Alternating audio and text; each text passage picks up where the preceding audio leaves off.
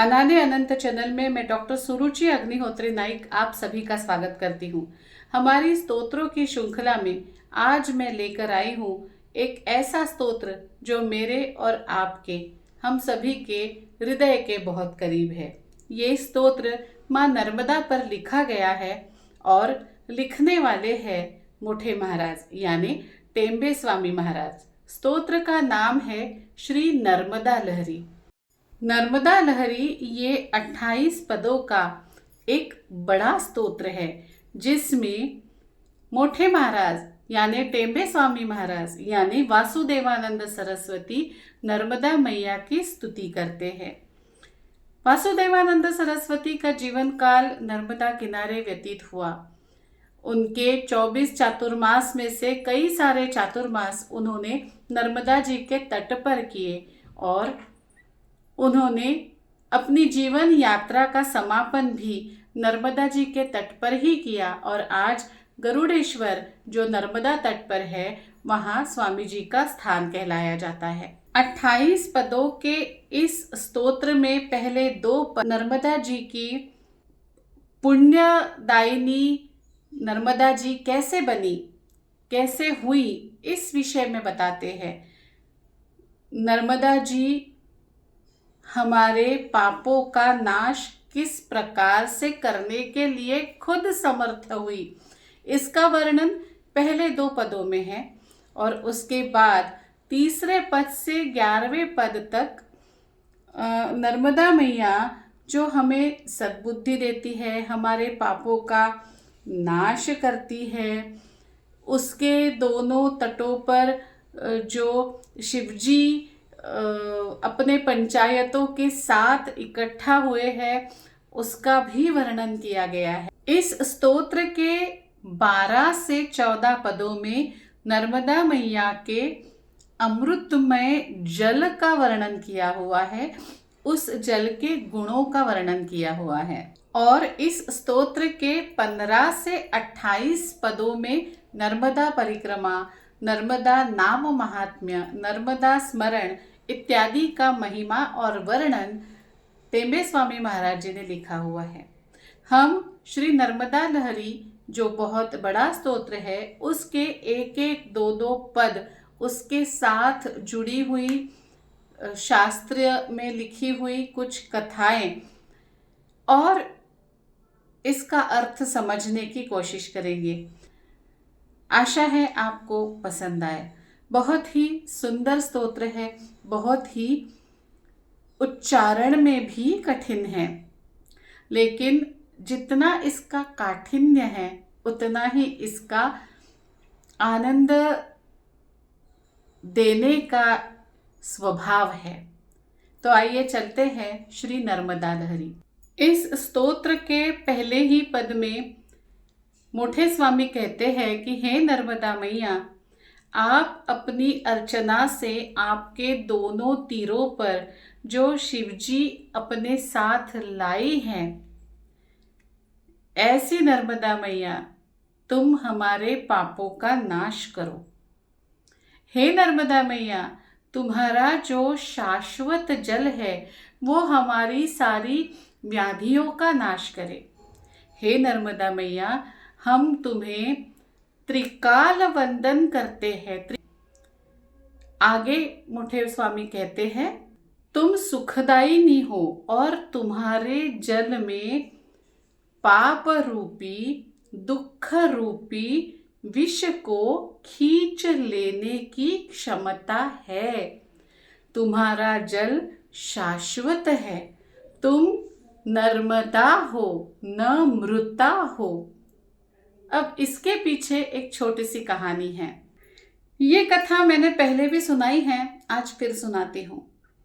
एक बार नर्मदा मैया और गंगा मैया दोनों ही बैठी थी तपश्चर्या करने के लिए और गंगा मैया की तपश्चर्या पूरी हो गई तो अब आई वर मांगने की बारी। तो शिवजी ने उन्हें वर दिया कि तुम मेरे जटाओं से बहोगी, मैं तुम्हें अपने सर पे रखूंगा। और शिवजी ने उसे अपने सर पे रखा, उन्हें अपने सर पे रखा और बाद में भगीरथ ने तपश्चर्या कर कर गंगा मैया को शिवजी के जटाओं से नीचे पृथ्वी तल पर बुला लिया।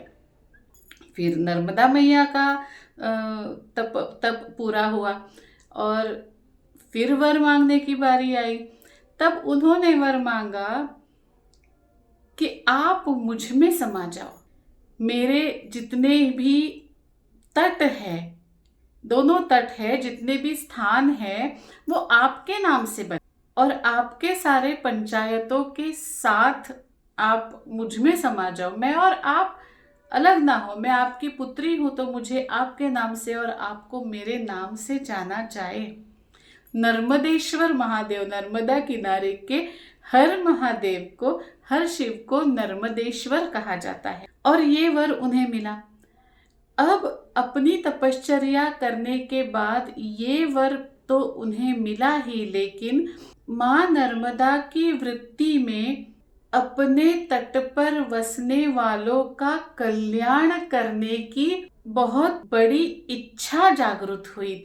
उस इच्छा को देखते हुए शिवजी प्रसन्न हुए और उन्होंने कहा कि तुम्हारा जल बहुत सारे कल्पों तक, कल्पांत तक कायम ही रहेगा, कभी खत्म ही नहीं होगा, तुम्हारी कभी क्षति ही नहीं होगी, क्षय ही नहीं होगा। अब सारे कल्पों तक का अर्थ क्या हुआ?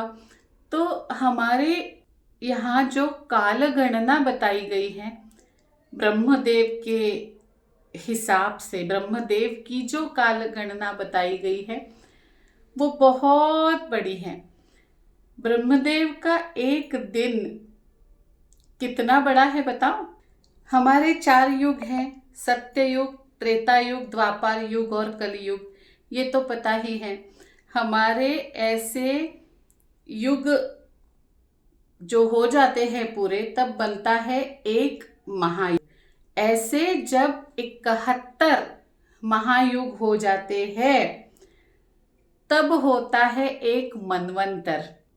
ऐसे जब 14 मनवंतर होते हैं तब होता है एक कल्प। ऐसे जब 7 कल्प होते हैं तो होता है ब्रह्मदेव का एक दिन। और ऐसे जब 360 दिन होते हैं तब होता है ब्रह्मदेव का एक वर्ष। नर्मदा जी को ये वर मिला है कि 7 कल्पों तक तुम्हारा जल शाश्वत है। कितना समय हो जाता है। हम तो यही कहेंगे कि आपका जल कभी खत्म ही ना होने वाला जल है और माँ नर्मदा का जल औषधि गुणों से युक्त है। इसके ऊपर साइंटिफिक रिसर्च भी हुए हैं और उसमें ये पता चला है कि नर्मदा जल का सेवन नियमित रूप से करने से कई सारी बीमारियों में राहत मिली है। इसके बारे में हमारे स्वामी जी को पहले से पता था, इसके बारे में हमारे शास्त्रों को पहले से पता था और इसीलिए इसका नाम नर्मदा दिया गया है। तो ऐसे नर्मदा जी का नर्मदा लहरी स्तोत्र और उसका पहला पद का अर्थ मैंने अभी आपको बताया। मुझे ये स्तोत्र मुखोद्गत नहीं है और पढ़ने में भी इतना सरल मुझे नहीं लगता। मैं संस्कृत भाषा की जानकार नहीं हूँ और इसलिए आपको पढ़कर सुनाऊंगी। नर्मदे हर संभूते हर लिंगार्चनात्रते हर लिंगार्च तटते जयांघम नर्मदे हर नमः प्रातर्मातर गिरीश दुहित नर्मद उत क्षपायां रेवेते नम इतमते मे कलसुते नमो नित्यं सत्यं हित उदकमत्यन्तकमकं हरत्याधि सात्वं खिल विषहे मे पर्यसुखम्। ये था नर्मदा लहरी स्तोत्र का पहला पद। आशा है आपको ये वीडियो सीरीज पसंद आएगी। हर स्तोत्र में, हर पद में कुछ ना कुछ रहस्य छुपे होते हैं। 28 पदों का बड़ा लंबा सूत्र है। इसमें कई सारे रहस्य, कई सारी कथाएं छुपी हुई हैं। हम उन्हें खोलने की कोशिश करेंगे। नर्मदे हर।